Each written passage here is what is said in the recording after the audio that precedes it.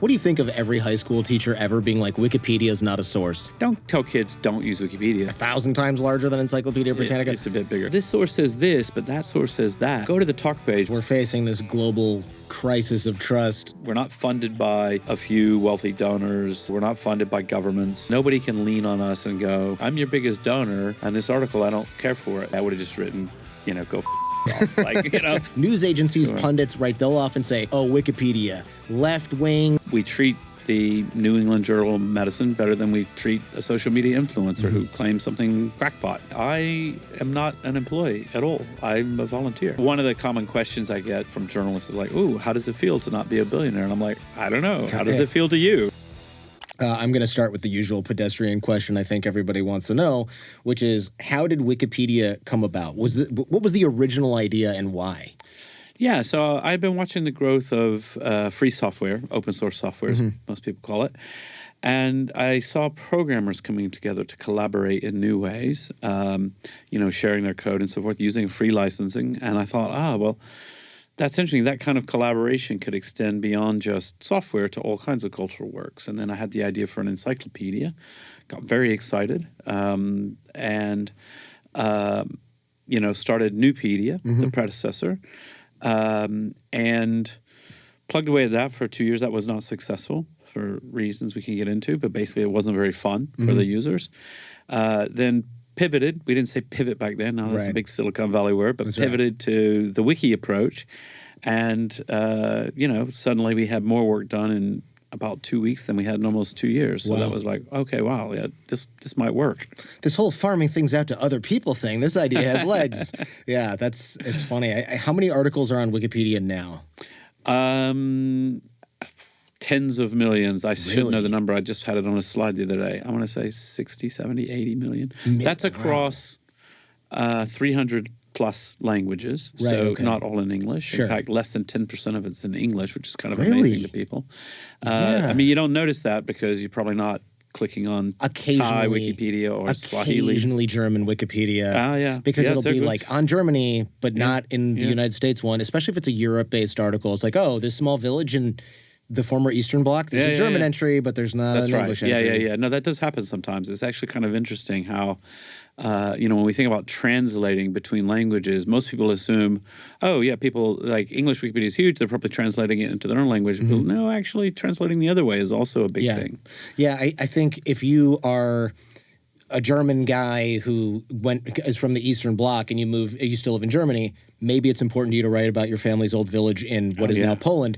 But if you moved to the United States 100 years ago and now your great-grandkids want to read about that, whose hobby is really going back that far? I mean, certainly some people on Wikipedia, but I was looking at my own family and it was all just kind of in German because it was so niche that only the Germans who had moved back to Germany from what is now Poland apparently cared enough to maintain that entry. Great. Yeah, there was a big famous edit war in English Wikipedia and a big, huge, enormous discussion because the names of most rivers in Poland are known in English by their German names, which the Poles don't like because they're rivers in Poland, and they're like, it's got a Polish name. And there's a lot of historical reasons we might not want to use German words for Polish things as well. Yeah, exactly. So it was a huge discussion and sort of figuring out compromise. But it's fascinating. I didn't realize that. Do you have an example? Because I'm trying to name a single river in Poland, and obviously I can't do it. I'm pulling a complete blank. Maybe like, does the Danube go through Poland? I don't know. This is American geography, people. Apologies, but I don't think we're surprising anybody by not being able to do this. One of the reasons I love Wikipedia, actually, is it kind of, this is going to sound a little hoity-toity, I suppose. It restores some of my faith in humanity. Does that make sense? Yeah, it does. Because it's kind of like the highest ideals we aspire to. Like, let's cooperate. Let's all build something together that everyone can use. We'll make it free or free-ish, almost free, operated at cost, whatever it is.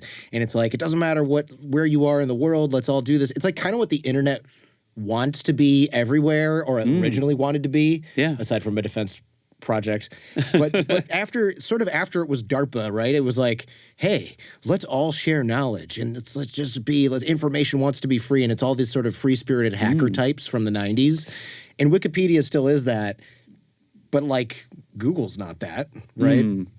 Well, I mean, it is interesting because in the early dates of the project, so when I started Newpedia and then Wikipedia a couple of years later, there was that, like that was the era when it was the .com boom, and there was a scourge for a little while of pop-up ads. Like every website you went to had a pop-up ad. Mostly those are blocked by browsers. Oh yeah, Punch the Monkey. Yeah, that's right. And I mean, one of my thoughts was like, you know what? Most people, when you first saw the internet, they're like, "Oh, this is amazing. We can share knowledge around the world." I'm like, I bet people would like sharing knowledge around the world. Let's try that.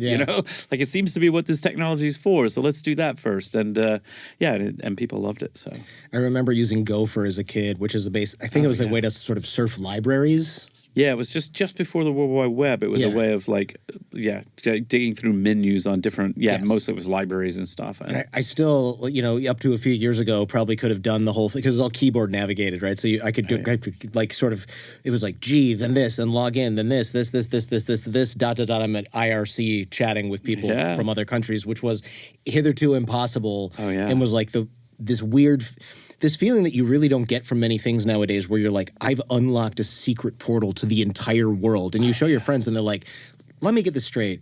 This person is in another country talking to you. Yeah. Using the keyboard. And you're like, yeah, Mom. And they're like, wait, how though? Oh, yeah. And you're like, I don't know. Satellites or something. And they're like, how much is this costing me? Nothing. And they're like, I don't even believe you. Yeah, right? No, I remember the first, I got an email from someone in Australia, and I was like, I wonder what that costs the university. Because I was at university. I'm like, does a computer there like dial long distance to here? I mean, I didn't know anything about how it worked. Right. And then I started to learn because I'm like, oh, this is fascinating. Yeah. Yeah. Well, remember getting excited, you'd hear, you've got mail. And you're like, oh, who could this be? Yeah, right. This is great. This is exciting. Hold on, honey. I'll be right there. I'll be down in a minute. I got email. I got to check it. Got to check it. Yeah, those are the days, man. It's a Nigerian prince. He says there's some money for me. Yeah, you're never going to believe this. We're rich. Our problems are over. It is funny to hear you explain Wikipedia. I watched, in preparation for this, I watched a bunch of your interviews, and you've been on your book tour. You went to the UK. There was a journalist on, I think it was the Sunday Times, maybe.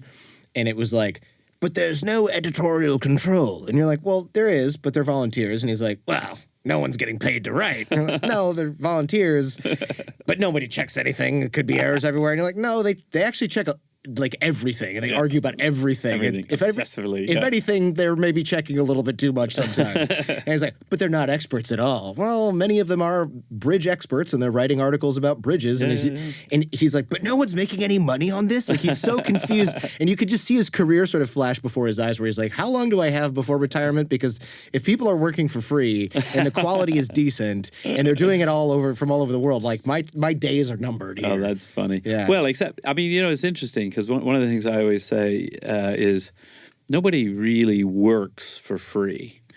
It's got to be fun. Like, you've got to have some reward from doing it, which is just the like meeting other geeks who are into what you're into, or just the process is just enjoyable to you, and so forth. And so it's really something. I mean, you know how you stumble across a page, and you're reading it, and you're like, oh my God, like, who wrote this? This is amazing. Like, what? How did somebody know all this? And why did they bother? Like, they're amazing people, and you just want to go, like, can I get you a candy bar or something? Yeah. If anybody wants to sort of see how this works, you can go to the talk page. I do this when I prep guests, especially guests that don't have a lot of information about them. I go to the Wikipedia, read the entry, but then you go to the talk page, which is where, like, for people who don't know, this is where editors who are helping maintain the page, they go back and forth on, do we include the fact that his daughter is a famous person? Well, yes, but like minimally. And then you're like, who is that? I better look that person up. And then it's like, what about the crime that he got accused? No, he was acquitted. This is just going to be a distraction. Let's keep it out of there. And you're like, he was accused of a crime. I better use that. Yeah. No, it's actually interesting because I say this to journalists a lot. I'm like, actually, sure, go to Wikipedia, get yourself oriented, but go to the talk page, because there what you often will find is, this source says this, but that source says that, and like we can't figure it out. And it's like, well, there's your question right there. Like, this is something the world is interested in, but the existing journalism hasn't really fleshed it out. So that's probably an interesting thing to ask. One thing I've noticed that's kind of funny is I'll look for a question and I'll go, oh, these editors are gonna be so excited that this person clarified this thing that they've been talking back and forth. And then I'll get them on record as the guest, for example, saying, oh, no, actually, it was my brother who was accused of this crime. And then someone will add that, and then someone will revert that and go, he's not a source. And it's like, but he's the person, and it's like, well, who's checking that he's not lying about that? And you're just like, okay. Yeah. I had Yuval Noah Harari on this show. Oh, yeah. He was, we were laughing, we were talking about Wikipedia, and it's like, we can listen to Yuval Noah Harari be like, this is the origin of why we evolved the ability to, I don't know, speak language. And people are like, wow, that guy's really smart. And then he'll try to put in his own Wikipedia entry, like, actually, my real last name is this. We're from Lebanon. And people are like, citation needed, pal. And it's like, but it's my life. And you trust me on so many more important topics. That's so funny. Why can't I clarify this? Oh, that's great. Yeah. I know Yuval. He wrote a really nice blurb for my book. I was very appreciative. He probably did that praying that you're going to let him edit this thing on his Wikipedia page that he's so impressed about. But it's not up to you. It's actually kind of amazing that Wikipedia took off at all, in my opinion, because, and forgive me for putting it this way, it almost seems like a joke, like an encyclopedia that anyone can edit. Come on, it's going to be full of total nonsense. Yeah. It's going to be vandalized. It's going to be full of corporations that pay publicists to go in there, write nice things about them, and every celebrity bio is going to have people just crapping all over them. It's going to be a waste of time and energy. Yeah, I mean, that's what a lot of people thought. In fact, it's one of the, to me, it's one of the more interesting things is to sort of take that initial thought that anybody would have and then really think through, like, okay, but how do we do that? Like, what is it? How does it work? And it's a lot of details. It's a lot of it's in the 7 rules, things like transparency. You can see every edit. And so that, there's that ability to go back. There's the... we try to be very open, like anyone can come and participate, and, you see something wrong, you can come in and change it, or you can come in and leave a note on the talk page and go, hey, did you see this source? And then people hopefully will go, yeah, or sometimes they go, yeah, but, blah, blah, blah, like you just went through. So, it's remarkable, but I think it is a testament, as you said, it restores a bit of faith in humanity that there's a lot of just really nice people who just are like, yeah, this sounds cool. I'm going to help out. Why not just digitize something that already existed, like Encyclopedia Britannica? I mean, look, now it's 100 times, I don't know, 1,000 times larger than Encyclopedia Britannica. It's a bit bigger, yeah. Yeah, a million times, I don't know. But in the beginning, it's like, we want to, because encyclopedias, I remember from being a kid, and I'm sure you're similar age, right? You look in the wall of your school, and this whole shelf, this is one encyclopedia. Yeah. So you're like, yeah, we're just going to recreate that for free over time, and then eventually it'll be bigger. And it's almost like a Herculean task to think it's going to be bigger than World Book or Encyclopedia Britannica. Yeah. I mean, we actually looked at the 1911 Britannica because it was in public domain, so it was out of copyright because it was so old. And we could just copy it all in and start from there. And so people did. They copied a few articles in. And then we were looking at them, and you think, oh, right, you'll get the article about Thomas Jefferson. Like, what could possibly have changed? What has changed, yeah. That'd be a lot. Like, it's kind of, ancient Egypt, surely they had it all figured out by, no, there's been a lot of archaeology and things like that. And so, I actually dug around. I mean, I found in my mom's house an old encyclopedia. I don't remember which brand it was, but, it's the article on bicycle. It said... a bicycle, men use it to go to work and women use it to go shopping. Oh my God. Like, wow. Like, okay, maybe that's not really the best definition of bicycle in the modern day. Yeah, no, because why would a woman wouldn't have a job or anything? That doesn't make any sense. Impossible. Oh God, yeah, impossible. Preposterous. One thing that I wanted to ask you probably for years now is, what do you think of every high school teacher ever being like, Wikipedia is not a source, you can't use it? Yeah. Well, I mean, it's interesting. When people, if they say, like, you shouldn't use an encyclopedia. I wasn't allowed to use Britannica and cite it. Oh, you weren't? No, like Britannica, you should use it as a starting point and then go do further research. I mean, if you're 13 years old and you wrote something, you put a footnote, we should just say, great, like you're moving forward. Like, that's fine. Right. But, actually citing Wikipedia in an academic context, particularly at the university level or higher, it's not really a goal because that's not really what an encyclopedia is for. Now, if you say don't even read it, now you're probably wrong. And especially if you're telling teenagers don't even read Wikipedia, it's like, you can tell them don't listen to rock music as well. Like, that's not a thing they're going to do, They're 100% going to use it. But yeah, actually, that has shifted. I just was talking to she was a high school teacher who just has always been an advocate of Wikipedia in the classroom. And, it's just like there's always been people who are like, no, actually, they should use it. And my thing is like, and this, we can come on to AI, I'm sure at some point, but this is what I say about AI today. Like, don't tell kids don't use Wikipedia. Tell them how to use it. Like, what are the strengths? What are the weaknesses? How do you understand it? Same thing with AI. Like, don't tell kids don't use AI. Yeah. They're 100% going to use AI. But now they need to know how to use it, right? It's going to be part of our lives going forward. So how do you think about the hallucination problem and all that? Yeah, I have questions about that we'll get to shortly, I think.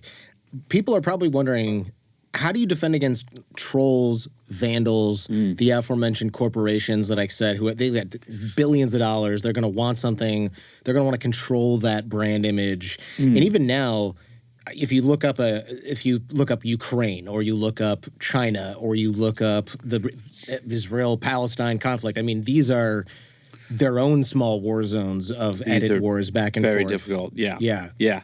So trolls and vandals, that's actually pretty easy. So the vandalism, somebody comes and replaces an article with, poo-poo head or something. We just revert it. Hopefully you get it one morning, at least one morning, but one morning this is, hey, thanks for your experiment, but don't do that, knock it off. And then you get blocked. And then for trolls, you just get blocked, Again, if somebody comes in and they make a single, intemperate remark and they're new, hopefully somebody will go, hey, this isn't Twitter. That's not how you do it here.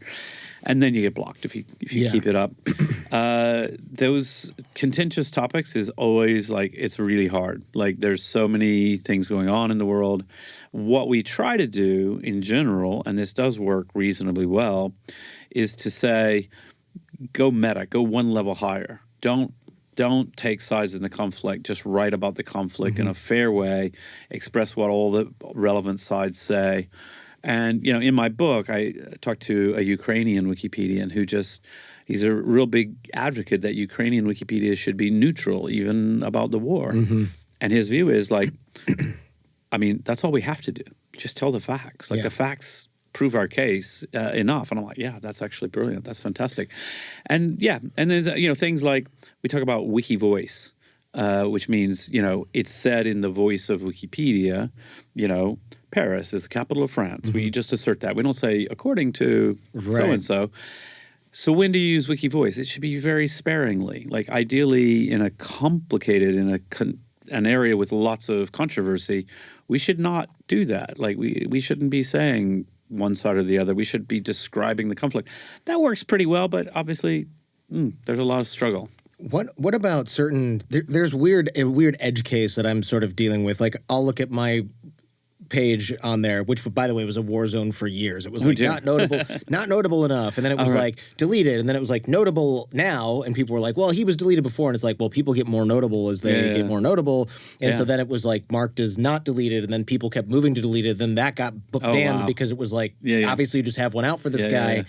And then another article got written, someone didn't like it, rewrote it, but it was really poorly done. But it was more neutral in his defense. So people were going back and forth and back and forth and back and forth. And then finally, someone rewrote the whole thing, and I was like, it's just going to get reverted again. But that user had gotten banned, who was reverting everything, for calling another editor and threatening them. Oh. So they got banned forever. That sounds dreadful. It was crazy. And I was just thinking like, wow. And this is my bio page. I mean, it was other people's living bio pages, so it's complicated.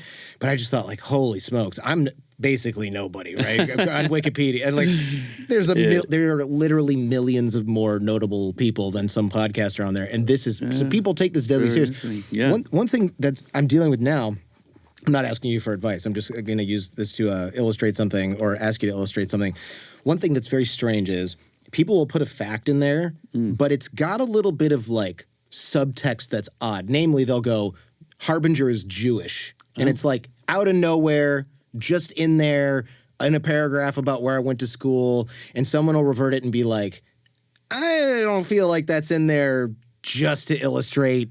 That's very interesting. And it'll be like, and then they'll put in like, he's Jewish and has acknowledged this when discussing the Israel-Palestine conflict, and that'll get reverted as like, oh, come on, you're implying that he's biased because of that. Yeah. And then they're going back and forth, and then that user just sort of disappears. But it'll pop in every few months and then get taken out. No, it's actually interesting. I mean, I would say, you know, very often, like, it's one of the more complicated things of like when do you note that someone is Catholic? So we'll switch it from Jewish. And it's like, well, sometimes you do. Sometimes you don't. Like, actually, sometimes it's relevant to the biography. Sometimes it isn't. And there's also an issue, in my opinion, I've seen both kinds of cases where you think, well, you just want to put it in there because you've got some sort of a bias against Jews, or you just want to put it in there because you've got some sort of bias in favor of Jews. It's like, yes, we would like to claim the Nobel Prize winner in physics. Great. Right. Yes. What about Bernie Madoff? Well, no, somebody wants to force it in there. And, you know, and it's kind of like, well, come on, people, like, let's be consistent and like, and I mean, for me, it's really about like, to what extent is it relevant? So my entry, I don't know what it says at the moment about this, but it's like at one point the categories is another issue, because unlike most things that can be rewritten to sort of smooth out the rough edges, to say, you know, so and so was born in a Jewish family but isn't practicing or whatever. I mean, you know, you can, and if that's relevant to their life because they talk about it or whatever, fine. But categories, you're either in or you're out. And so somebody had put me in the category American atheist, and I'm like, that seems weird to me. I mean, technically true in a certain sense, but I don't, like, I'm in there with like Madeline Murray O'Hair, like people who campaign about Sam it. Harris or something. Yeah. It's like, it's not my issue. Like, I don't go around, it's not a thing. It's like, it's my private belief, and I don't make a big deal out of it. Right. And I sort of regret that it was ever made public, because it's like, whatever, it's not a point, right? It's as relevant as you having a beer. And I think I've taken out, and I think in that case, or similar cases, we try, like with categories, it's like, well, but is it relevant? Like, sort of just going around cataloging people who at some point were Christian or Jewish or whatever, either ethnically, belief system, whatever it might be, is like, generally, don't know. I mean, it's interesting. Mine, just recently, this is my funny thing. I am both American and British. I have a British passport. I didn't grow up there. I'm American by birth, and then I became British, and I've lived there for 15 years.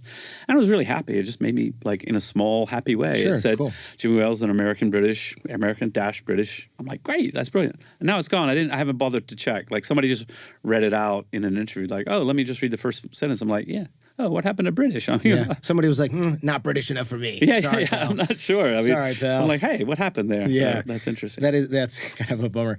It's always amazing to me how there'll be a news event, and you'll see it on breaking news on CNN, or it'll be on Twitter, and then you go to that Wikipedia page 5 minutes later, and you're too late to make that edit yourself. It's already there. In fact, it's already there, been reverted, been edited by somebody else, had that edited by somebody else. It's already gone through 12 iterations by the time you're on minute number 6 of whatever notable event. It's really, really fast, and like one of the things I've done in the past is sort of my little mini hobby is whenever there's been a royal wedding, I try to change the name of the person. So, like, from Kate Middleton to Catherine and whatever her title, Duchess of Cambridge, you know.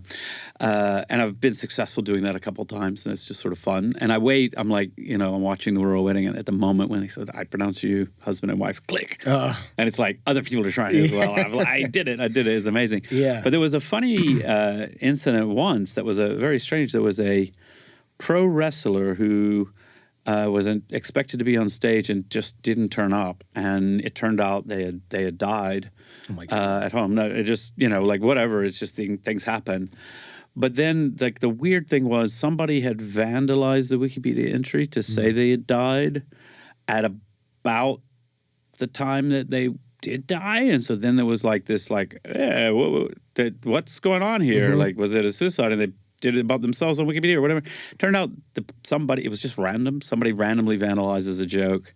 It was reverted very quickly, and then it emerged that sort of several hours later, this person had in fact died. They were ill and whatever. Right. Ooh, that was weird. Yeah, but because when this came up, I'm like, oh, wow. Like, so do we call the FBI and give them the IP address of this person who maybe murdered the wrestler, or do we let it go because they're 13 years old? And this is, yeah, that's interesting. Tell someone who's never heard of Wikipedia but only knows it's an encyclopedia that's editable by anybody. Tell that person, Dad, why they should trust it. Because news agencies, pundits, right, they'll often say, oh, Wikipedia, left-wing / right-wing liberal, but whatever the bias is, this page.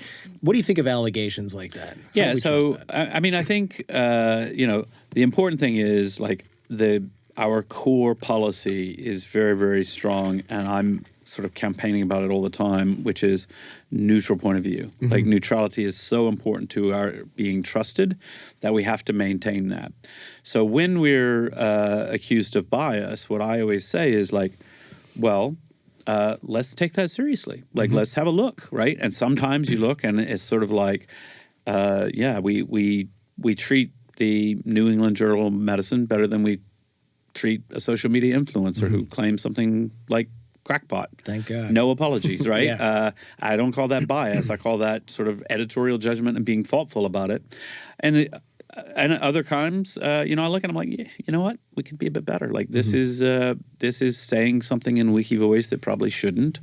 And like, we need to grapple with that. And so, overall, what I believe is like, what trust comes from is that ongoing willingness to get it right. Like, people, and this applies to all kinds of businesses and things, like, people will forgive, like, a business screws something up, right? Okay, people will forgive that as long as, like, oh, you were really good about the refunds and you sort of examined your process, like, how do we put out this crappy product and now we've got to give the refund, and like, whereas, stonewalling, pretending it never happened, continuing to put out, oh, we've got the new version and somebody bought it and it's like, yeah, it's just as much sucks as the old one did. Yeah. Then you lose trust. And so, I think we shouldn't think that the only way to get to trust is by being perfect, right? It's like being like, oh, transparent, honest, and going like, oh, actually, like we like one of the rules of trust is be transparent, especially when you have something to hide. I like that. To go like, actually, yeah, like we aren't perfect here. Like, that we didn't get this one right. Like we're gonna have a big discussion now and figure out what happened and try and fix it. I would love to talk more about trust, because we're facing this global crisis of trust across all news media outlets, obviously, but even among citizens, really. I mean, there's just we're kind of living in to use the cliche, the most polarized time, divided time, whatever. You've made a pretty good argument for why trust is key in society. I mean, the workplace, you need it in the workplace, you need it in the home. Yeah. And Americans aren't just really divided on their opinions. We live in these sort of different realities, right? Where we each have our own facts. And someone who's on the opposite end of a political spectrum will actually have different historical facts than somebody on the other side, which is crazy to me, having grown up in the 80s where that kind of wasn't a thing. Yeah, no, it's really troublesome. And, we all learned the expression alternative facts when it was Trump's first inauguration, and there was a dispute about how many people attended. Right. And it's like, well, that there is a fact there. And, you can't just say alternative facts. It's like, there's only one fact. That was a Kellyanne Conway banger, I believe. And, I don't really know anything about her and so forth. Me neither. I'm just like, probably she regrets saying that. But I doubt it. I think that's her, that's her tagline. Top of her tagline. It might be. I don't know. But, I do think this is a problem. And when we think of an issue, so I live in the UK, which, like many places, like the United States, immigration is a big political hot topic. And I'm like, okay, like the question of immigration, like, okay, what should our immigration policy be? How many people should we let in every year? What do we do about people who came here, like, unauthorized? Like, how do we deal with this, right? 100% all absolutely valid questions, which we can then start to chew on, and people have different views on that and what we should do. But if we don't start that conversation, with a real grasp of like, okay, but what is the situation? Like, you and I disagree. Like, you think we should have a lot fewer immigrants. I think we should have a lot more. Fine. How many do we have today? Like, okay, we better start there, because otherwise, who knows? We might actually agree on the actual number. You just think there's 40 million a year, and I think there's 4,000 a year. And so suddenly it's like, no, hold on. There's, I don't make up a number, and this is an imaginary. No, there's 47,000. And you might go, oh, well, that's not as high as I thought. And I'm like, oh, that's a lot more than I thought. And then we suddenly are like, oh, okay, fine. Like, we can now have a rational conversation. I've seen this happen in real time. I mean, look, this is a complicated issue, so don't at me, folks. But I remember somebody was saying, I can't believe Trump is just deporting all these people. And then someone else was like, do you know that Obama deported way more people than this? And people that they didn't know, and we got the numbers out. And it was like, oh, well, that was also bad. And it was like, oh, okay, that's kind of the right. Because if you're just on one team and not the other, then when your guy does something, it's okay. When the other guy does it, it's not okay. Exactly. But it was like, oh, I didn't know that. So it's kind of funny to see that. But you're right. You need to actually have the facts. And we can all fall into that trap, you know, where we've heard one side of the story and we're like, oh, okay, well, now I have a view on that. And then it's like, oh, I didn't even have the facts right. So like I came to a judgment about what we should do based on incorrect information. Nobody likes that. No. Like, I don't think anybody likes that. And actually, sometimes I've had journalists who are like, are you sure? Like, people really want to believe. I'm like, no, nobody wants to make a decision based on false information. Like, you end up doing the wrong thing and feeling like an idiot, you know, like, and so, like, this is one of the problems with the polarization in the media. I live, as I've mentioned, I live in London, lived there for a long time now. And we got a lot of newspapers, but we've got two newspapers that I think are good newspapers. So The Guardian and The Telegraph. The Guardian's center-left, Telegraph center-right. They're politically biased. That's okay. Like, you know, like having different brands of paper and they have a different perspective. But what's funny is because they are a little bit too sort of clickbaity at times, so I have an electric car. I love my electric car. I'm interested in electric cars. I don't have a Tesla. I have a different brand. But, how dare you? Yeah. And I like to read about electric cars. And I've just noticed you can just show me a headline from the last 3 days. There'll be some story about electric cars in one of these papers. And I'll tell you which paper it's from just from the headline. Because The Guardian loves electric cars. The Telegraph hates electric cars. And I'm like, now, what about trust? I actually don't trust either of them on this topic. Right. I sort of enjoy in some very thin way the Guardian articles, which are positive about electric cars because I like it. But that's not what I really want to hear. So, you know, like one of the questions about electric cars is they're heavier, so the tires wear down quicker, so the particulate matter of tire pollution is worse for electric cars. That's, I think, a very basic fact. I mean, to the Telegraph, this is just like, oh my God, it's killing us all. And to the Guardian, like, that's not even interesting. And I'm like, well, hold on. Like, the truth is somewhere in the middle. Yeah. And so where I end up is like, actually, I would really like to be able to go to my preferred paper and just say like, oh, okay, well, like here's the balance. And then they're going to be slightly different and all that, but try a little harder. Yeah, that's interesting. I hadn't thought about the tire thing. You give an anecdote in the book about Charles de Gaulle. Can you go through that? Because I don't think we could be any further away from that kind of relationship with our allies right now.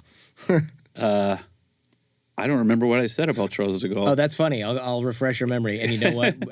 It's funny when people write a book, they expect you to remember every single line in it. Yeah, I mean, and you probably wrote it 2 years ago. This particular line. I did, but also, I mean, the funny thing is, about a month ago, I did the audiobook. And I read the whole thing, so I'm just spacing out today. I could also have the name wrong, and then I'll be the a-hole on this one. But what it was somebody had gone to, I believe, Charles de Gaulle and said, the Cubans are getting missiles from Russia, and they had all these documents and photographs, and Charles de Gaulle said, you have the word of the American president. It was a throwaway line. Yeah, exactly.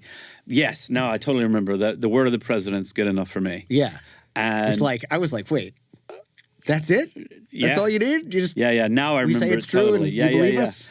And and I mean, I think that is, it's a shame that we don't have that culture anymore where, you know, politicians, let's just not be all about Donald Trump, although I think he's, you know, pretty bad in this regard, but, you know, where politicians don't feel basically a fundamental obligation to the office to not be completely partisan and politicized in every single thing you say, so that you can just like deliver neutral facts to another world leader who will then believe you because you like it's the president. Like obviously they're not going to just make some shit up, you know. Yeah. And theory, right. no, that's exactly right. And you know, I've been saying like I really was quite proud of the U.S. From a distance, living in London, when it was Obama versus McCain, because got my agreements and disagreements with both of them, you know, some policies here and there and all that. But you know what? They're both proper people. Like they're both, either of them is going to be presidential. They're not lunatics and so forth. And, you know, can't really say that these days. You can't, no, and it's quite a shame. You give some really interesting examples in the book, which I also hope you remember, about, I'm kidding, about brands that have used symbols or built trust in certain ways. I'd love to talk about this. I always find this stuff fascinating. Quaker oats, not apparently made by Quakers. I don't know. No, that's sort of funny one, because it is, there is a bit of an irony in the story, because the story is really about Quakers and their like the reason the Quaker oat people chose the brand is because at that time there was a lot of food adulteration. You might buy oats, but maybe there's a lot of sawdust in there to pad it out or whatever. Like it was a problem. To be fair, and could you really tell the difference?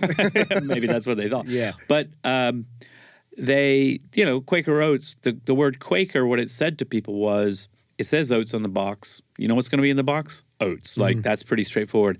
And it's because at the time, the Quakers had a really good reputation in business that they would do what they said. And, you know, they were famous for, like, you know, in an era when there was a lot more haggling, which broadly speaking, I would say Americans hate haggling. Like, it's very stressful. Nobody likes buying a car for this reason and so on.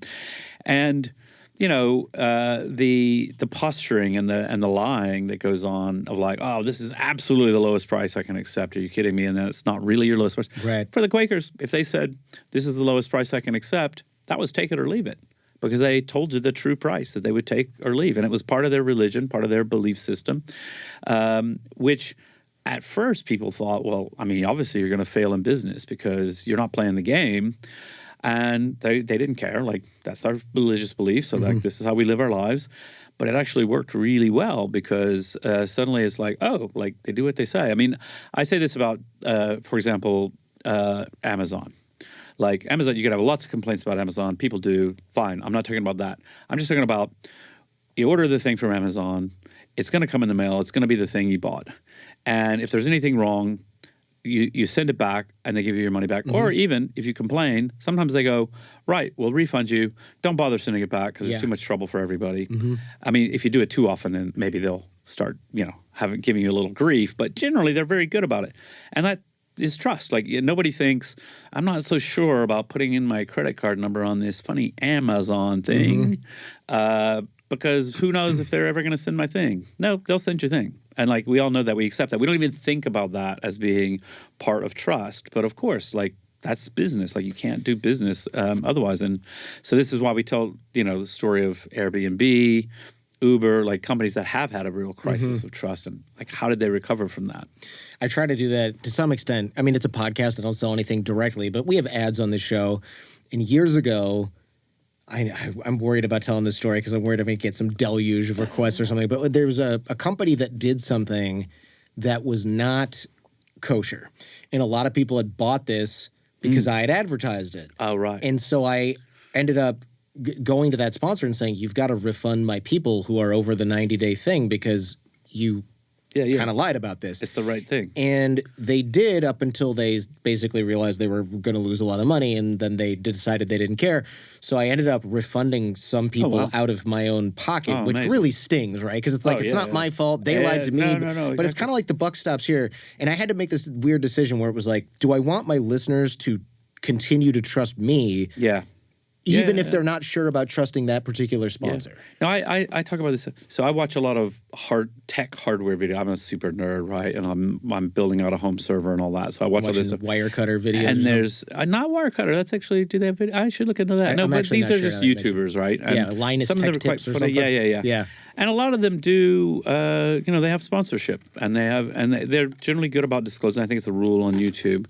Well, it's FTC, the Federal Trade Commission bill. And so, you know, but you do wonder sometimes, and but I like for some of them, you think, well, I know this YouTuber. There's never been a negative review of any product on this channel, and whether they're getting paid or not, because I'm like, they're trying to suck up to get more free stuff. Yeah. I mean, that's what I feel like. So I like a YouTuber who like, oh yeah, thanks to so-and-so for sponsoring the video, but they didn't have any prior approval. And I also know sometimes they do, like, I want to see you do that and then go, they provided the product.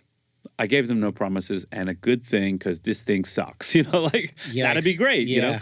And then other people might be less willing to send them stuff and so on. I always talk about that's YouTube, but also like I like boats. I'm interested in boats, and I used to have a little speedboat in Florida. I loved it and so forth.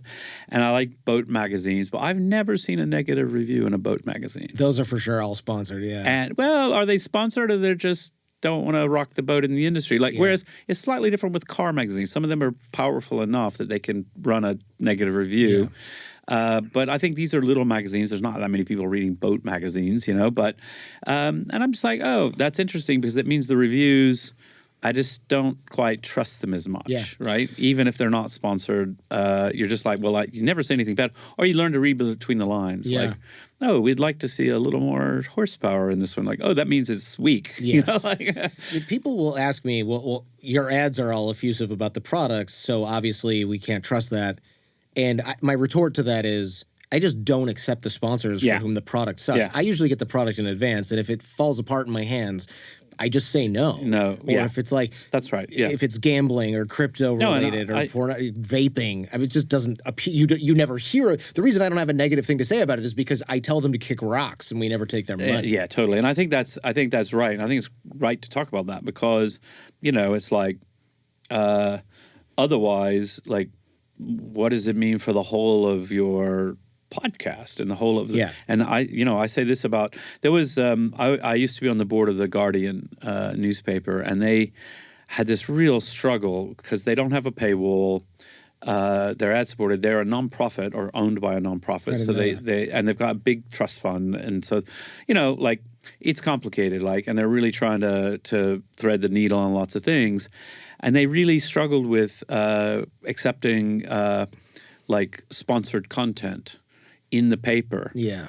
And it would be clearly marked and all of that, but like one of the ones was Volkswagen. Volkswagen was promoting their blue, they called it. Their green initiative was called Volkswagen Blue. Is that the one they lied about and had to scrap all the cars? Well, and then the scandal broke, and it was a little bit awkward. So even though it said at the top, this is paid content, right, so on and so forth, it didn't feel great. For the journalists there who had been assigned to write the stuff as sponsored content and so on, for the brand, for the paper, didn't feel great. And I mean, in this case, there was nothing wrong with this content. The content wasn't lies. It was like I don't remember the exact scandal. They had faked some tests or something like that. Yeah, what it was, emissions tests. It was there was firmware on a chip that goes on the engine that was designed to, when it was being tested for emissions, run a certain way, and when it was on the street, run a totally different way that didn't pass the emissions standard. I mean, it was blatantly fraudulent nonsense. It was absolutely crazy. And I think all the more shocking, again, to bring it back to thinking about trust, because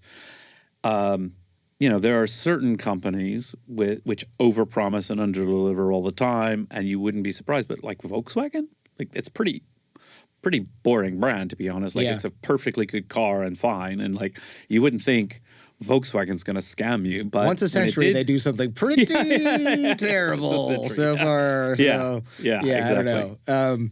There's we won't get into that. It's crazy there was so much food adulteration. You mentioned in the book that food used to just be dangerous and kill people until 1906. Was it 1906? We started to pass laws about, hey, if this says it's milk, sorry, but it's got to actually be milk. I mean, that's insane to me that we didn't have any laws before that. Yeah, and I mean, it's funny because that's even if you take quite a libertarian view, it's sort of like, that's just like not defrauding people. Yeah, like this isn't like some kind of onerous regulation. Yeah. Like it's sort of like, don't do things that are stealing money. Like, that's simple. It's like what I can't remember this exactly from law school, but there are certain laws where they're treated more harshly because literally every even remotely well-adjusted member of society knows not to do that, like kill someone, Right. or Yeah, stab someone. Yeah. And these are certain crimes where you go, like, if you park in a certain place and you weren't supposed to park there because it's Thursdays and everybody in that city knows that, it's like that's way less of a crime than you stab someone and you go, I didn't know I wasn't allowed to stab people. It's like, no matter where you live on planet Earth, this is not allowed. And so those crimes are treated a little bit differently. It is funny how, this is kind of just like a random anecdote, but how like social norms around certain things can be. So I have a house in the countryside in the UK where I live. And in the little village, in front of there's one little grocery store. There's like 2 parking spaces in front, and then like a double yellow line up and down the street. And when I first moved there, I was like, oh, well, you can't park there. It's a double yellow line.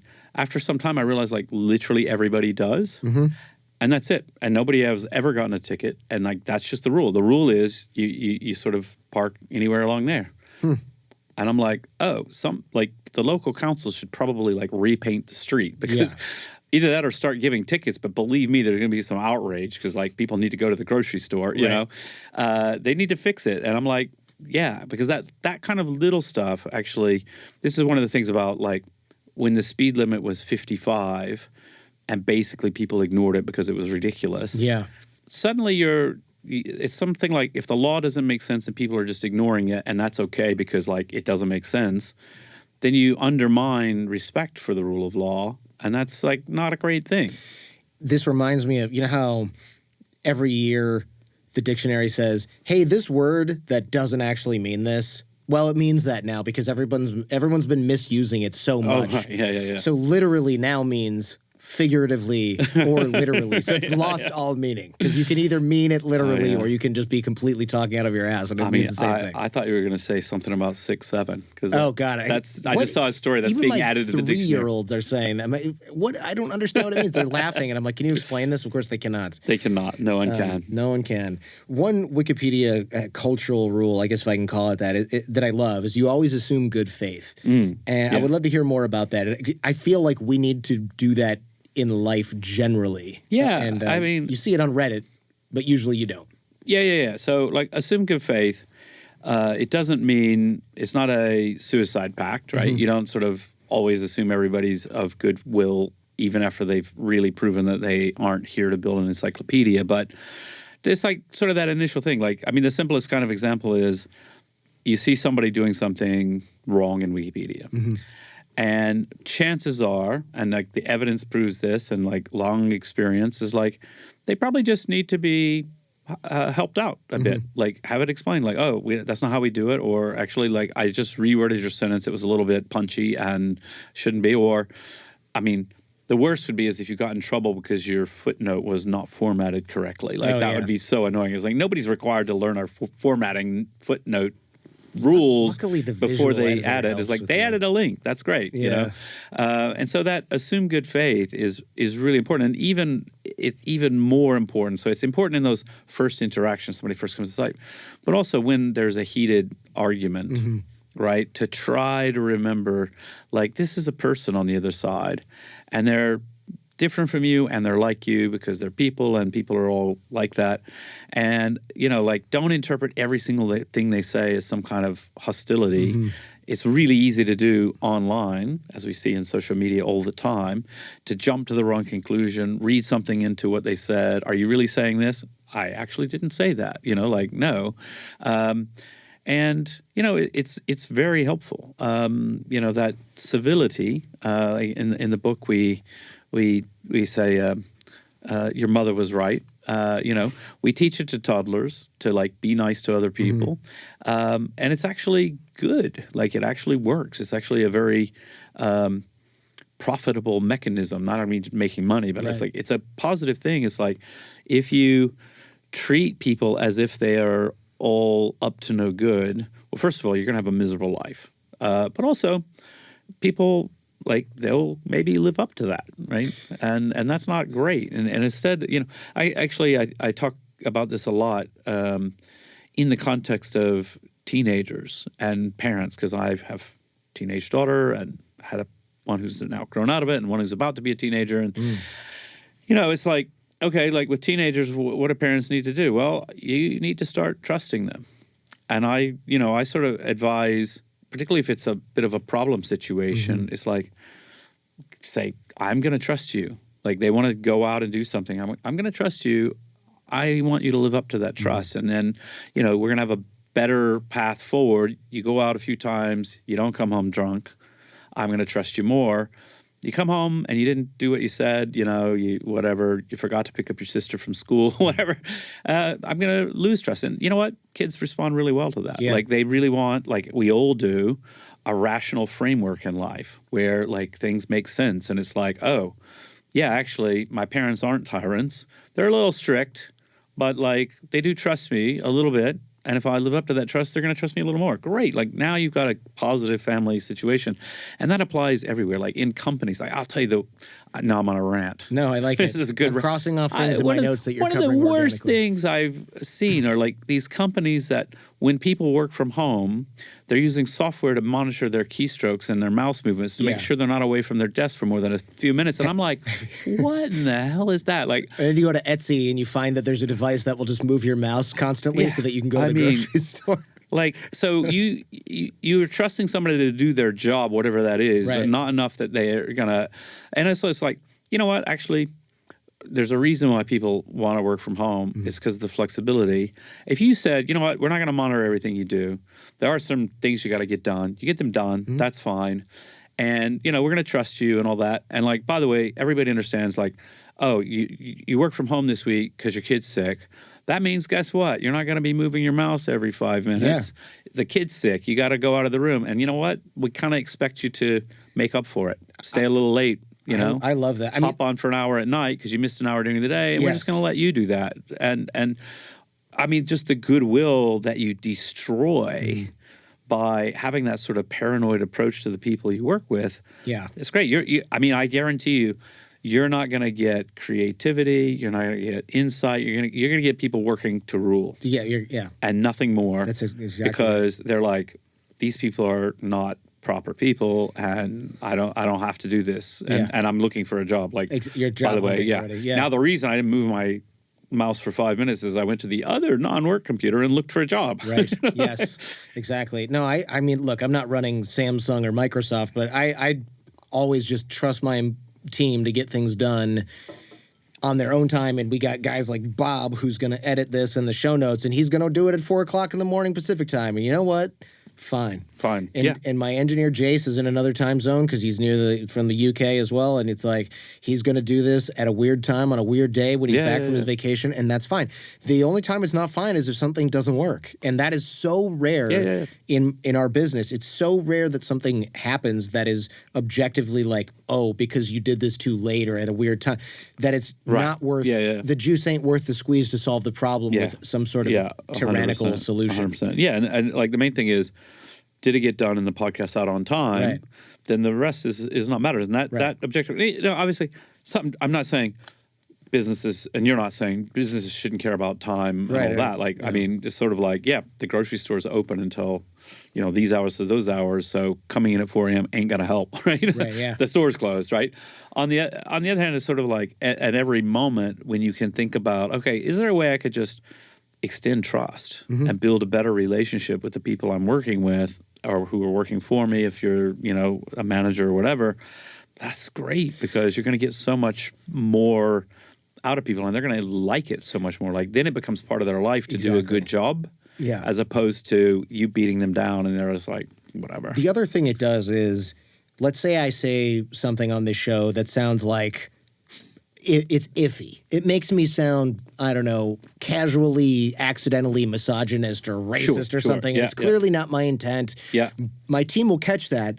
They will edit that, and they'll go, you probably didn't mean to say like that. And I'll go, oh, God, did I say that? Well, you cut off one sentence, and then you started another one, and it sort of sounded like maybe, but we fixed it. But if you are on their ass about everything, they're going to go, you know what, every time we make an edit he doesn't like, he crawls down my throat. I'm just not going to deal with this. He said it, let him deal with the consequences. No, that's great. But it's like, if you give them that trust, they'll go, I'm not going to get in trouble for changing this. Oh, yeah. And then you go, oh, my God, thank God you took that out of the video because that is clearly not what I meant. And they go, yeah, we got you. Yeah. Right. Yeah, no, exactly. But also with your with your listeners, right? If you say something a bit punchy and they know you and they're like, oh, he didn't really mean Never. it that way. Yeah, Well, they exactly. might. Some people Yeah. go crazy. I mean, it's the internet, but broadly speaking, like track records matter. Yeah. Yeah, I feel like you're right. This topic is quite rich. Tell me what happened in your book. You discuss what happens when companies or organizations take sides politically. I'd love to talk about this because I've only seen this go wrong, and maybe that's a selection bias kind of thing. But I feel like I've never seen a company come out squeaky clean doing this ever. So they can. So I will give a counterexample because I do think it's worth noting up front. So, like, Ben & Jerry's has always been a socially active, socially conscious company. It's part of their brand. Mm-hmm. So nobody's going crazy at Ben & Jerry for being woke because it's Ben & Jerry. Like, if you don't like that, you probably weren't a customer anyway, and that's part of their brand. It works for them. Most brands, most companies, the problem with it is basically, first, nobody really wants to hear from you on this issue. Like, I don't really care what Pepsi's views on trans are. Like, I don't care. Like, it's not this is not the relationship. I just want to know, is your sugary drink killing me? Well, probably, but, you know. But it's delicious, so we'll overlook that. But it's delicious. So, I like it, but okay, now that's our relationship. And, as you say, like, it generally goes wrong. Mm-hmm. And, it sort of, you've annoyed half the people. You probably haven't persuaded anybody. Right. That's the problem. I talk about this in the book because it's like one of the mistakes I think people make is bringing in, like, don't fight other people's fights. Like, it's just not worth it. It's not the right thing. It's sort of like I try. I don't always succeed, but broadly speaking, I don't talk about general politics. Like, if you ask me my views on Obamacare, I'll be like, my views are about as important as any other random person. Like, I'm not an expert in healthcare policy. Like, just because I'm known for one thing, that doesn't make me an expert on other things. And frankly, I don't think people should care, and I don't think I should campaign about it. If you say, oh, but Jimmy, I saw you make quite a pointed statement about internet public policy and freedom of expression, I'm like, yeah. Mm-hmm. That's relevant to me. Like, it does matter. That is my fight. Like, I've got Wikipedians who've been arrested in various places for speaking the truth. I've got, like, all these things going on, and it's like, actually, open public discourse is a value that means a lot to keep Wikipedia going. So I'm gonna go to bat for that any way I can. But I do think it's a mistake, right? If I start a campaign, I mean, maybe just in my private life when I'm retired, I'm never going to retire. I'm just like, this is my life. But, maybe I'll pick up a cause and start campaigning for that. But broadly, I don't think I should because it doesn't work. And so we, another example that I probably am out of step with a lot of my friends, which is to say, like, when Jeff Bezos, instructed the Washington Post to not endorse a presidential candidate, I actually think that's a good idea. I think he was right, although the timing was terrible. Yeah. Like, doing it just before the election, it was interpreted as him doing a favor for Trump or whatever, or that he secretly supports Trump, which I doubt, whatever. Don't know. But if they had done it at a proper time, say after the previous midterm elections or something, sort of just like, okay, like, we're done. And the evidence, there's like research on this that shows that political endorsements by newspapers lowers people's trust in the journalism, even if they agree with the endorsement. I would agree with that. Yeah, just from my personal... Because you suddenly are like, well, like, now is the news headline, is that part because the paper's, like, going to bat for their guy? Like, maybe they are, and maybe they're not, but I don't know. I don't trust it anymore. And also, there's evidence that's like, okay, the Washington Post endorsed the Democrat for like 15,000 years in a row. Right, like, except for one. Is that right? Since whenever. Since basically my entire lifetime and then some. And it's sort of like, it's like, nobody was like, oh, I'm a Trump voter, but the Washington Post, well, and I better reconsider. No, of course not. And all your readers who are, left-leaning because it's a left-leaning paper, they're not changing their mind. They're going to vote that way anyway. So the whole thing is pointless. Yeah. It's like theater to make I don't know who feel good, but it's not really the right thing. Yeah. And, so I'd like to see fewer endorsements, or maybe a rare endorsement would be probably more effective. It might damage trust, but maybe you feel like actually we have to this time. You're right. It has to be core to the brand. I mean, nobody is machine gunning cases of Ben and Jerry's, but Kid Rock, I believe, didn't he machine gun a case of Bud Light because they were like, "Hey, we got to do a trans thing." Yeah. And it got blown way out of proportion. I mean, it got blown. I mean, it was all ridiculous. The whole But in this sort of era of like crazy culture wars, it's sort of like, it's sort of like, what's the point? Like Bud Light, like it's just like a pretty straightforward beer, There's a what is that? Is it Chick-fil-A, the fast food company that they're only open 6 days a week? Oh yeah. And there was a large boycott because they were. I'm going to get this wrong because I'm going off memory, but basically they were like anti-abortion. There was a large boycott, and what they did, instead of saying, "Look, we're owned by a religious, this is a religious franchise. This is how we feel." Instead of doing that, what they did is this is the opposite of, this is like anti-transparency. They sent a letter to millions of people, and it was, "Hey, I'm just a small franchisee. I own the Chick-fil-A on the corner of, Van Dyke and East Jefferson. You're hurting my business because of the corporate policy. I beg you to reconsider." But what they did is they sent that to every franchisee to plug in their location. And so it was like not from that franchisee. It was actually from corporate to go against the boycott. But they didn't say that. They made it look like, "Hey, I'm just a guy who owns a Chick-fil-A. Don't boycott me. I'm one of the people." But it wasn't. It was straight out of corporate communications. That was like a torpedo to the hull. And it's sort of like, that's a good example because like Chick-fil-A, they're closed on Sundays because the owners are religious. Right. And I'm like, great. Like that's fine. Like whatever. You're not like campaigning or whatever. Like that's just who you are and what you have to do. You're like a Quaker that can't lie about the price, Right. Great. No problem. But then, overstepping the line. And then, being a little bit, I don't know, like that's kind of weird. Yeah. I don't know. One of my favorite YouTubers, I'll even give him a shout out, Network Chuck. He does internet like networking, but also AI videos. He's good. He's really fun to watch. He's great. He's just recently started for like 30 seconds at the end. He stops and he prays for you, the listener, and he's really sweet. And I'm like, okay, not my thing. But he's also really good. He's just like, yeah, you can click off now. We're done. He's like, maybe this isn't for everybody, but it's what I believe. Jesus saved my life. Blah, blah, blah. I'm like, you know what? I like this guy. Yeah. Like he's done it right at the end. If he sort of infused it and started like preaching at me, I'd be like, well, now I'm out. Like he's doing it for himself on your behalf, not doing it to try and recruit you into his and church. I'm just like, cool, dude. difference. Like whatever, that's fine. Like it's a free country. I found it interesting that you mentioned that even people who agreed with the agenda that the corporation takes, they lose trust in the organization, which is kind of surprising. The only increase in trust is from extremists who also agree with that perspective. So you're basically, unless you are Ben & Jerry's where it's inside, like part of your ethos is this, you are losing. When you do that, which sort of brings about the question, why do organizations take stances at all? Like whose idea is this if this data is relatively well known? I think the data may not be relatively well known. That and I might be just the think case. there's often the case, there's a lot of different reasons. There can be like internal pressure and so on. Like, why aren't we making a statement about X?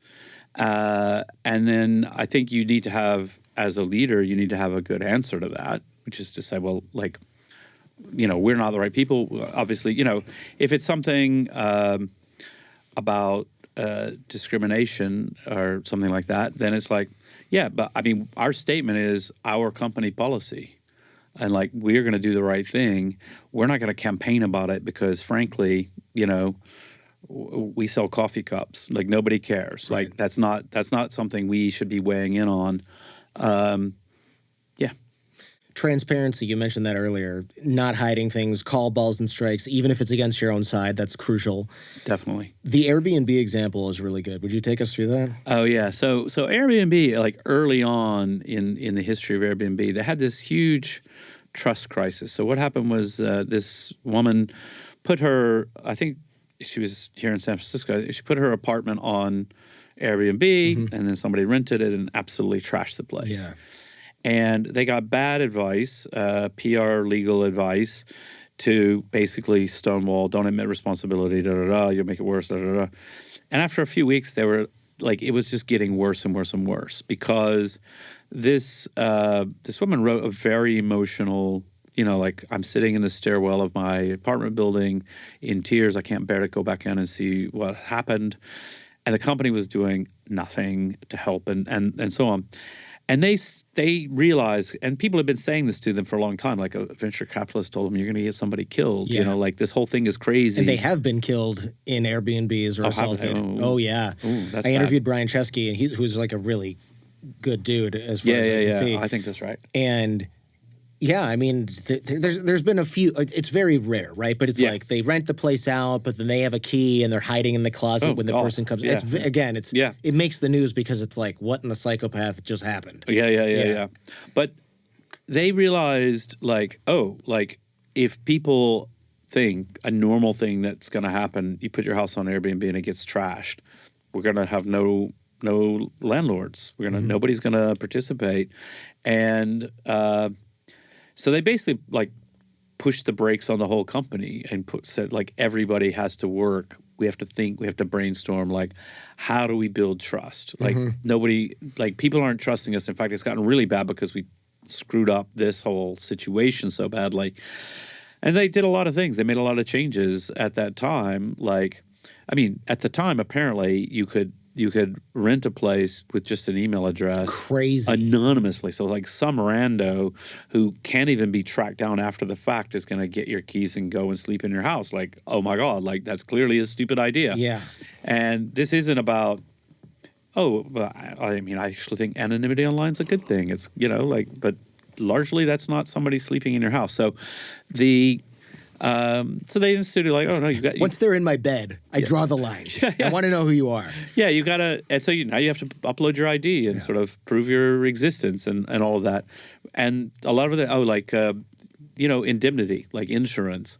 It's like, if somebody trashes the place, then Airbnb's got a policy of like, we're gonna make you whole. We're gonna fix it for you.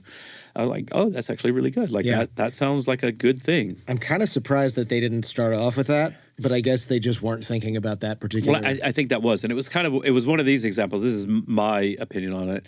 It was one of these examples of sort of 20-something tech bros who like don't have certain fears because it's not been part of their experience.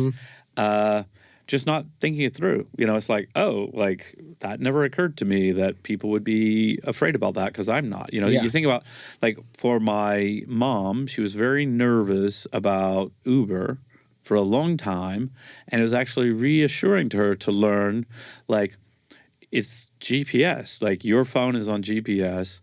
Uber knows where you are every second of the journey. The driver knows that Uber knows where you are.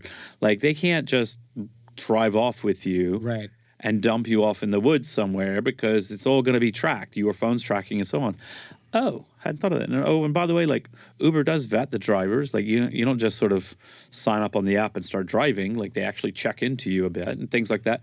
Oh, okay, great. Like those steps taken to build trust, because it's quite a thing to like, But as a guy, you're like, whatever, I'll just choke him if he bugs me. Yeah. Right? I never really thought about that. Yeah, I could take him. Yeah, we all think, what? Only one bear? Yeah, exactly. I can take one bear. But like that's when I get into a Prius, I'm not thinking, I hope this person's not a psychopath. Yeah. I hope I get to the airport, right? Yeah. But I guess, if you're a 15-year-old girl, maybe you're a little rightfully more concerned that this person. Yeah, no, and there's great stuff like I didn't talk about this detail in the book. I just happen to know about it. Like Uber now has like Teen Uber, which my daughter uses in London. And what's the difference? The difference is when she requests a ride, she's a sub account under my account. I get notified. I can track where she is. It's like, it's like parental control Uber. Parental control Uber. And it's like, it's really great. It's sort of like, like, oh, do I let my 15? I mean, she's very trustworthy, but, like for some people, I mean, like when I was 15, 16, I and I was driving around. That was actually, frankly, quite a bad idea. I was loose, But I mean, I was hitchhiking in Ukraine when I was 20. I don't know if I have any room to be like, this is a terrible idea. Yeah, exactly. No, but it's like, oh, okay, like how will parents think it's okay for their kid to take an Uber? It's like, well, I get notified when they get the Uber. Yeah. I can see, oh, almost home. It's great. How do we take a trust inventory of our organization? I mean, I could ask this question a million different ways. Sure. How do we stop taking trust for granted? How do we rebuild trust in our organization? How do we rebuild trust across society? Pick whichever very hard question you would like to answer. Yeah, I mean, I think that that trust inventory in an organization is really, I just picked the easiest one, but I think organizations that have had a trust crisis or you have a trust problem, this is really obvious. But I even think companies that don't should actually take a moment and, companies are always doing away days and things like this to brainstorm. Oh, do one on trust. Actually, we need to think about what are the things that we've done in the past that caused our customers, our partners, our employees to trust us, and where did we maybe fail? How can we improve those things? Because, trust buys you a lot of space. If you are, let's say you've got a customer and you suddenly realize, actually, we're going to deliver, but we're going to deliver 2 days late. If you have a good trust relationship and you can go to them early and say, we're seeing this problem emerging, and they aren't going to go mental, and it's all going to be fine, and they're going to trust you, and they're going to want a discount and whatever, but you can cope with that. That's much better, because you've built up that trust, a relationship where people are like, oh yeah, well, stuff happens, supply line problems, whatever. Half your staff quit because of whatever. Okay, we'll work it out. We'll find a way through. And, that's just good business. It seems like the classic trust example I always go to is how the government kind of bungled it with COVID and masks. And, you talked about this in a couple of your media hits, which was don't buy masks. Why? Because they don't work. Oh, okay. Well, then we won't. Wait a minute. You're getting masks for the hospital. Well, I thought those didn't work. Well, actually, we just told you that because we didn't want you to go buy the masks when we needed them for the hospital. And now, by the way, they're mandatory. And now it's they're mandatory. So wait a minute. So then we're panic buying it. And then when they go, you don't really need to worry about this. We're like, well, you said this other thing. We can't trust anything that comes out of your mouth because the stakes were too high. Yeah, no. We in the UK, we had this. I frankly think it cost the Conservatives the election, although they might have lost it anyway. But it was this very emotional, this spectacular photography, spectacular sort of poignant. When Prince Philip died, the Queen, her husband has died. She's in Westminster Abbey, the church for the funeral, and she's sitting literally all alone. No family, no nobody, because they had to protect the Queen from COVID. Oh. Okay, fine. So that's very moving. It's oh, these are really tough times, and everybody loved the Queen. She's just no trouble at all. She was great, the Queen. And then it emerges a little while later that the night before in number 10 Downing Street, which is the equivalent of the White House, they were having a party. And people were like, are you kidding me? At a time when none of us were supposed to be doing anything, you are having a party while the Queen's got that's just not okay.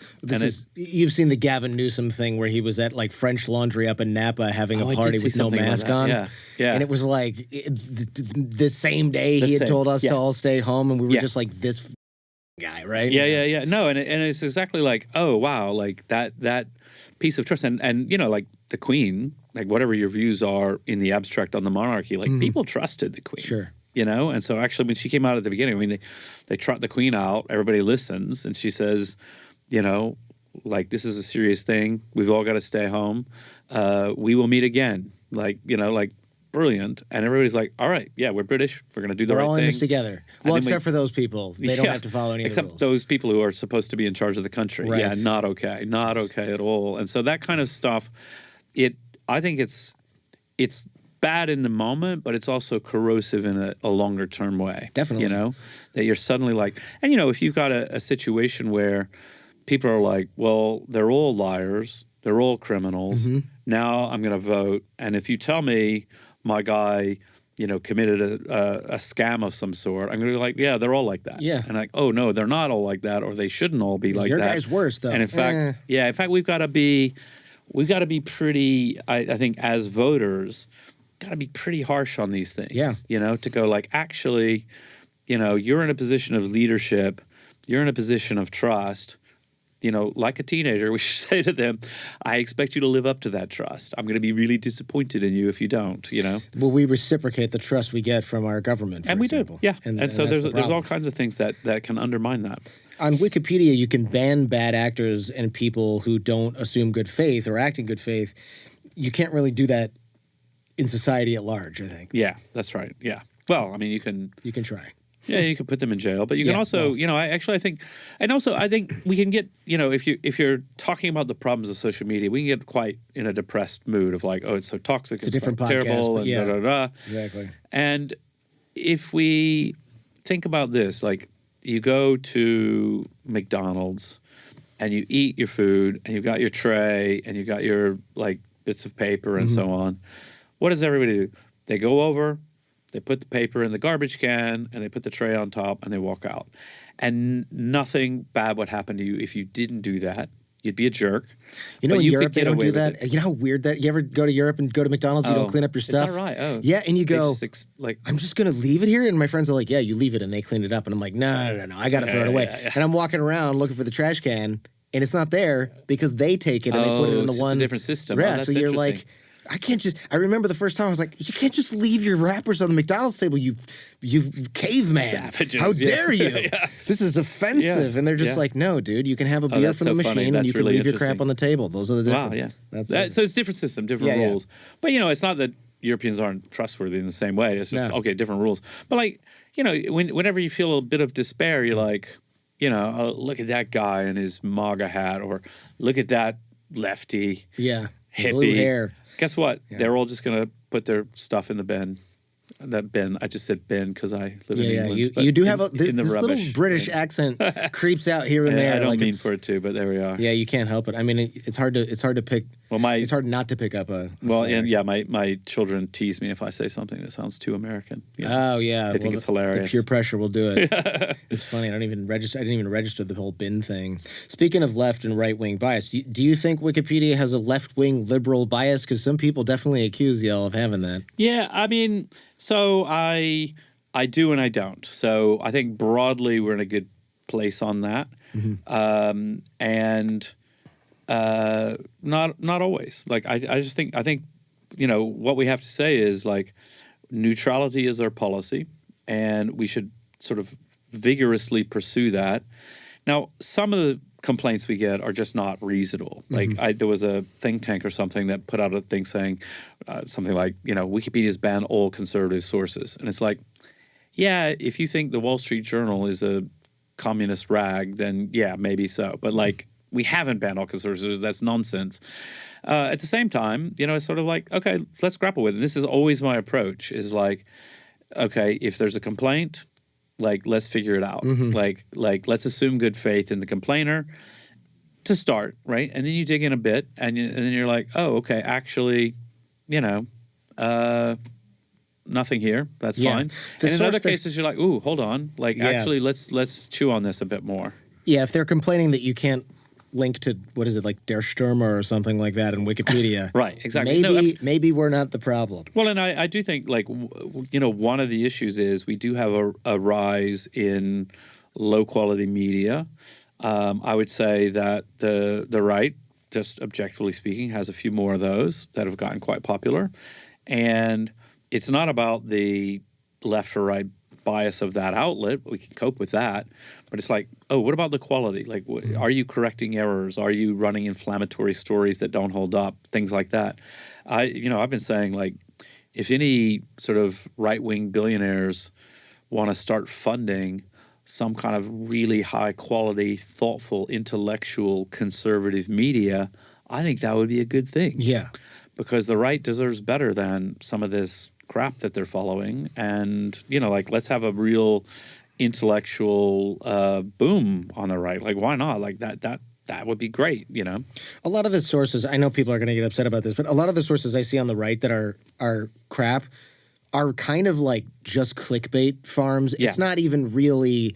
Yeah, it's populism. It's not about left and right. It's just like getting clicks. Right. It's not even like, oh, you disagree with this opinion. Yeah. It's you won't read something well reasoned on some of these. What is it called? Like gateway pundit. It's like they're just making things up. It's not news, but with a right slant. It's just fake. Problematic. Yeah, it's just completely fake. So I just want, because we have listeners all across the political spectrum, I want people to be clear. We're not talking about the Wall Street Journal. Yeah, we're talking about and in fact, some like blog. one of the messages that I want to have for people all across the political spectrum is like, be kind and thoughtful and come and help us. Like, be network Chuck, and like believe what you want to believe, do good work, treat other people with respect. That's fantastic. Like, you'll make a great Wikipedian. A lot of people think that you personally make millions or even billions from Wikipedia. I would love to talk about that because I was hoping to have our next conversation on your yacht. No. So Wikipedia is a charity, so nonprofit organization. We are, largely volunteer driven. We've got a few hundred employees, mostly more here than anywhere else, but a few dotted around the world. About 175 million-ish annual budget, so quite low compared to any other top 5 website. Sure. And by the way, I am not an employee at all. I'm a volunteer, so I make my money in other ways. And if people think that's great, they should buy my book. That's right. I was going to say those book dollars, man, keep them rolling in. But broadly, for me, so like one of the common questions I get, from journalists is like, "Ooh, how does it feel to not be a billionaire?" And I'm like, I don't know. How does it feel to you? Like, how does it feel to all of us? Like, that's not a thing. How does it feel to not be a billionaire? I don't know. Ask literally everyone on the planet who's not. There's a few more options. So we're a funny fish, and actually, I think our business model, which is donations, and we're not funded by a few wealthy donors. We're not funded by governments. We're funded by the small donors. I got my $5 a month rolling in. Yeah, it's massive, and it's really important because it gives us intellectual independence. The community has intellectual independence. Nobody can lean on us and go, "Oh, right, well, this article, like I'm your biggest donor, and this article, I don't care for it." Then if we were financially under the thumb, that would be bad. Sometimes people say, like, why don't you get, Google and Facebook, and why don't those guys what pay could for go it all? wrong? Yeah. And I'm like, I mean, they should donate more, sure, but I don't think nobody wants that because, like, just think that through. Like, that might not be great, and it's not because I'm anti, Sure. Why not have Vladimir Putin donate while you're at it? See if he wants to change any of the content of the articles. Yeah. No, and that's. I'm sure there are multiple authoritarians who'd be happy to open the checkbook for us, and it's like, no, I don't think so. So how does Wikipedia respond to government pressure? Is there's probably not from the United States, I would assume.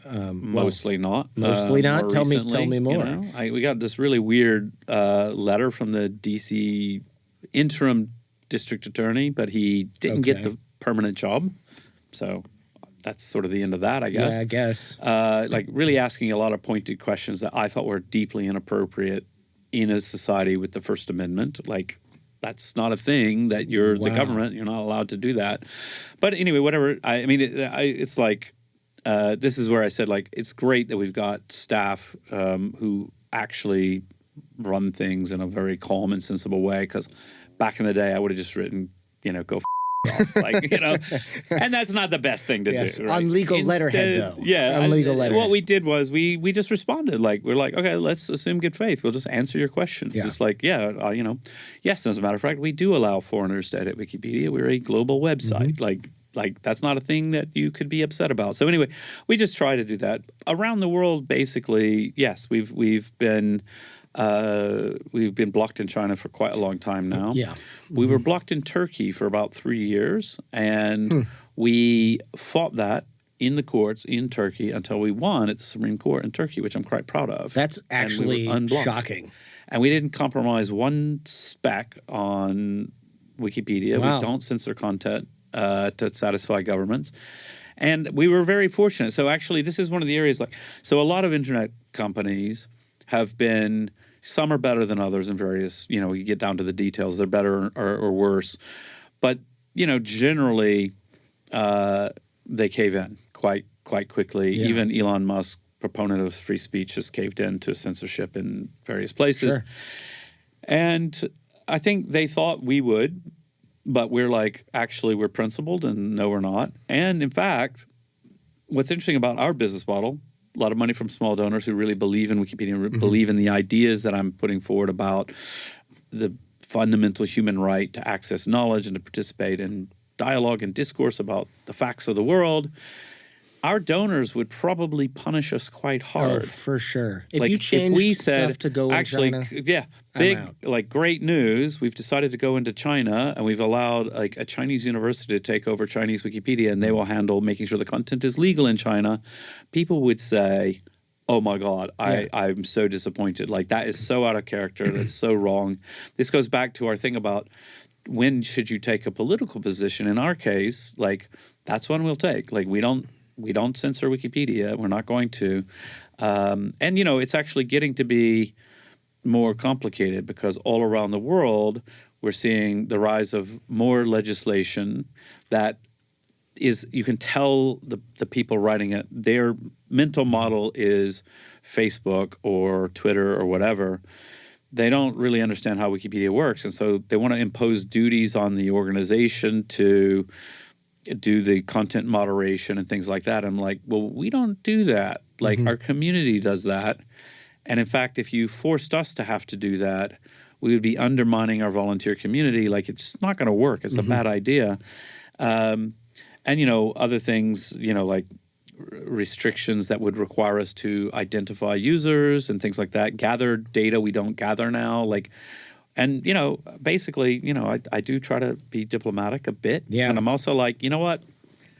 We didn't do that in China. We didn't do that in Turkey. We're not going to do it in your country either. So, take us as we are. I've got a friend who's an editor from Iran, and this person is anonymous, which is not, and they use a VPN, and they think they were blocked for a while, and they had to be like, hey, the reason I'm using this is because if I get caught doing this, I'm going to jail. No, it's legit. And that's, user privacy is massively important. I assume Wikipedia is blocked in Iran? No, I'm very surprised. So here's a funny thing that happened. So we used to be not encrypted, and now we're encrypted. So just for most people, they may not know what that means. So if you visit a website and it's HTTP, then that's in the clear. Anybody spying on your connection can see what you're reading and all of that. HTTPS, when you go to your bank, they can see that you're talking to us, but you can't see which page you're reading or what the content is. So when we moved to HTTPS, many years ago now, we thought, this is going to be interesting because at the time, a lot of countries were maybe not blocking us, but were filtering certain pages. Or at least watching who's going and editing Ayatollah Khomeini's Wikipedia page. Yeah, well, but they were often filtering out political opposition and things like that. So there was a lot of that going on. And I was like, well, okay, when we do this, we should expect we're going to get blocked in a lot of countries around the world. No, we didn't. And I think what it came down to is because they could no longer filter certain pages, they had a decision to make. You can block all of Wikipedia or you can have all of Wikipedia. And a lot of them are like, I guess we'll just have Wikipedia then. Because they know we're not radical, we're not whatever. Right. But that's really important because it does mean, if you are, in Iran and you have questions about human sexuality and you want to read about it, you need privacy. You need to be able to do that anonymously. It's really important that you can do that. And, I think what they decided was actually Wikipedia is so useful. That's all right. Whatever. Can't control everything. That's interesting. And that's great news. Where is Wikipedia blocked? China? That's it. North Korea, probably. Well, what I always internet? What I always joke about North Korea is the one guy with a computer can look at anything he wants. Right. So they've got a broader So I wouldn't say we're Eritrea accessible. Probably is blocked, I would imagine. I don't think so. I don't know. Really? That would surprise me if they were open there. I don't know anybody there to ask. Yeah. Really? Just China. Just China at The moment. end. Yeah. Wow. Yeah. Wow. We've had various short-term blocks and things like that we've dealt with over the years, but that's the only one that's really right now. And Wow. yeah. Where is it Where are the servers? All over the place? Yeah, kind of all over. I mean, Okay. but fundamentally in the U.S., but we do have caching servers and things because Yeah, you got to DNS. deliver CDN. Yeah. like the speed of light to go all the way around the world is like a half a second. So, which is surprising, but it's true. Is it surprising? Is it that quick? For me, it was surprising it's that slow. I didn't realize that, but I just thought it. Well, if you're loading a web page, that's meaningful, and so we Sure. need to like stage content near people. Yeah. But we have to be very thoughtful about where are those servers? Are they in safe places and so on? Yeah, I was curious about that because it would be crazy if you just never know even if they're in the United States. Hey, we're shutting this down until the DOJ investigates that all these are compliant. Yeah.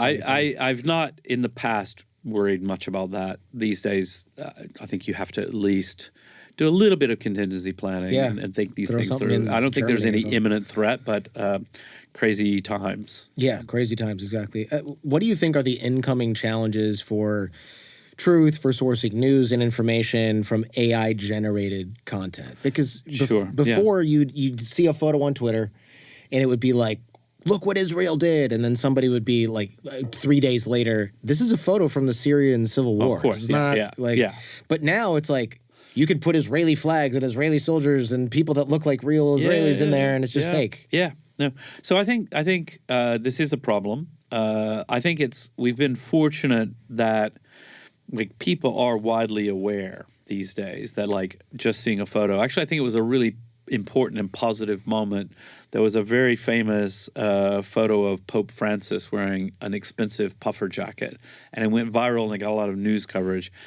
And because it's like obviously fake, like Pope Francis was quite famously, he didn't take advantage of any of the luxury. Like he lived in a dorm room and that sort of thing. Like he wouldn't be my first choice of a pope who goes in for the grandiosity of the office, right? Mm-hmm.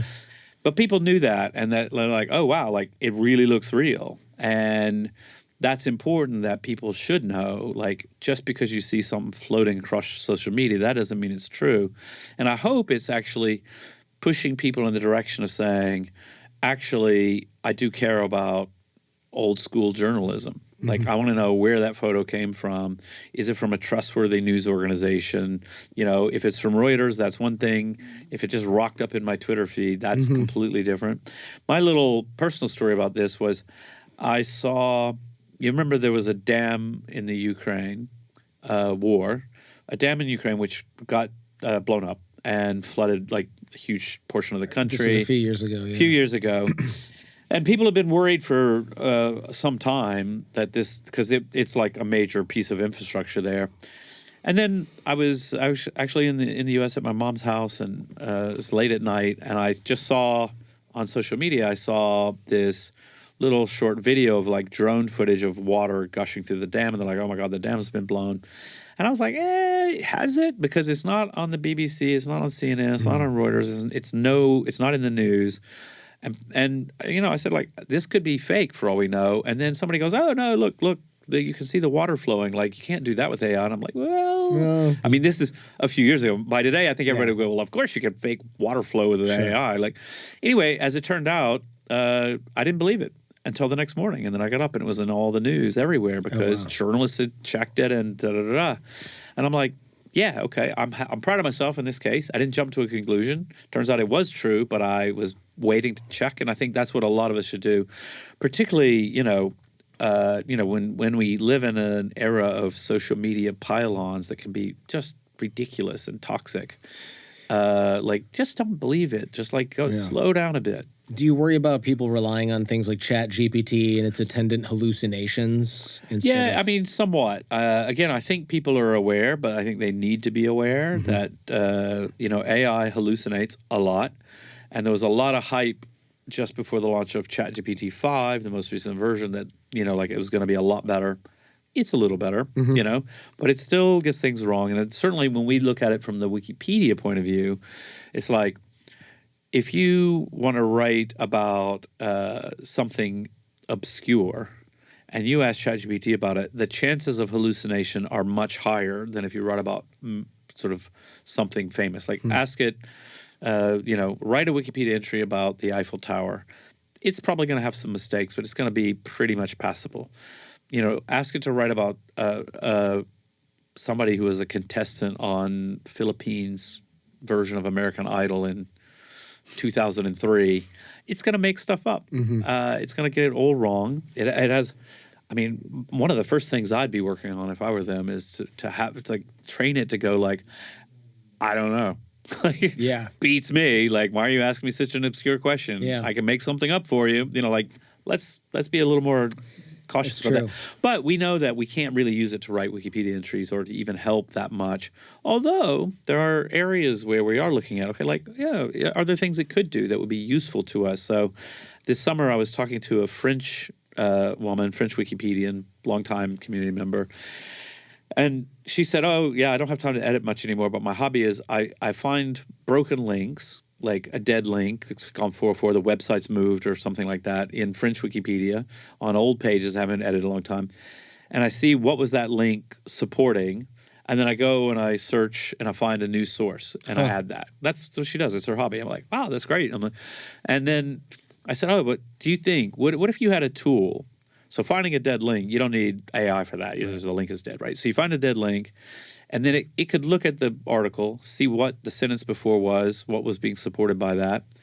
Then it could go and read a bunch of sources, find something that looks like it's it, and make a suggestion to you. Like it could find 2 or 3 sources from known good quality sources, and then all you got to do is click on it and confirm that it's right. She's like, oh, wow, that would speed up my work quite a bit. And I'm like, yeah, I think that would work. I think an AI could do that because it's just got to do like a very simple task.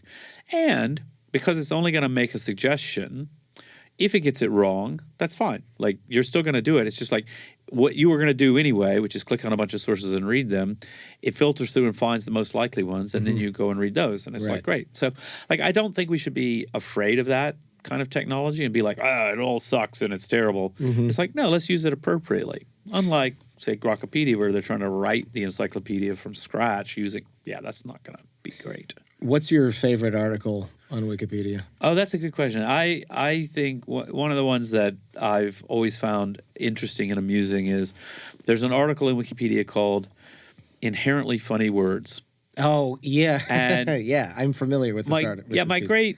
The great story about it is there was a moment in time when it almost got deleted because it had become kind of a dumping ground in the early days. Like people just like go by and just add some word they thought it sounded funny, no sources and all of that. And so somebody's like, oh, this is nonsense. Like people are just writing random words in. That's not. And so they nominated for deletion. Then we have a whole process. And somebody's going to go, wait, hold on a second. This is actually a legitimate concept in the theory of humor. And a lot of famous comedians and humorists have talked about it. And they went through and rigorously sourced it all, and it became quite a good article. And on an amusing topic. And the only real casualty of this, there used to be a picture. It was a cow with horns strapped to its head with a rope, and it was just like a funny picture. And then the caption was very dry humor. It just said, "According to some, cow is an inherently funny word."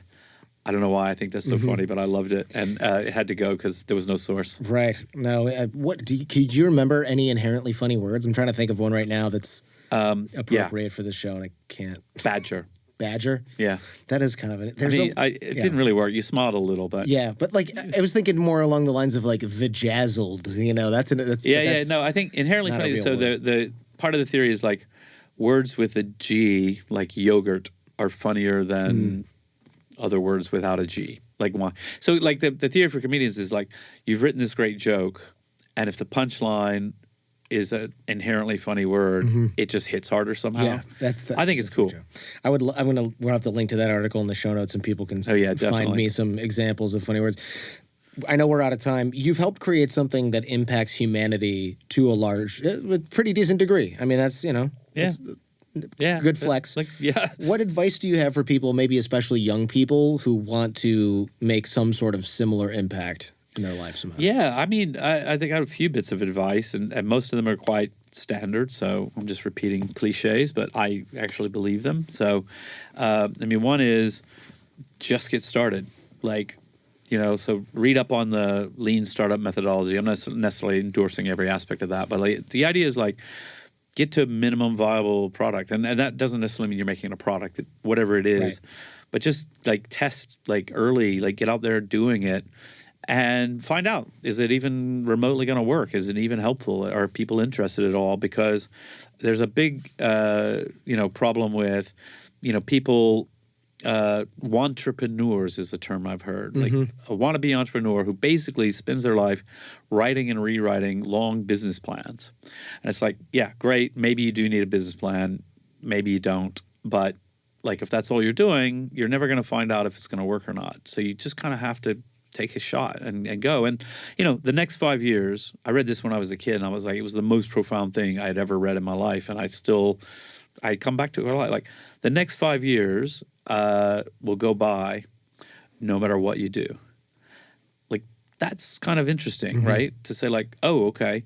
So you might as well do the thing because you're not going to stop the progress of time and you've only got so long. So just get started.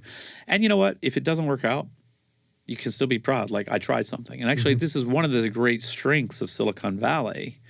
In a lot of cultures, it's a lot harder for people because it's like, well, if I try something and it fails, I'm going to have this black mark on me. I'm not going to be able to whatever. I've got the shame. My family's going to. Whereas here, people are like, oh, that was cool. Like, you tried that. It didn't work. Yeah, whatever. Most things don't work. That's true. Yeah. At least you tried it. Like, that's better than, you kept your job you hated in a bank and you wrote business plans for 5 years. Yeah. Okay? Yeah, that's true. Even this is one of the few places I think on earth where you could lose millions of dollars of someone else's money, and they go, "Well, we gave it a shot." Yeah. Thanks for coming in. Right. Well, and thank you for coming in. This has been a really fun we conversation. gave it a shot. Hopefully the podcast is entertaining. We'll see how it goes. We'll see how it goes, Jimmy. Yeah. Thank you.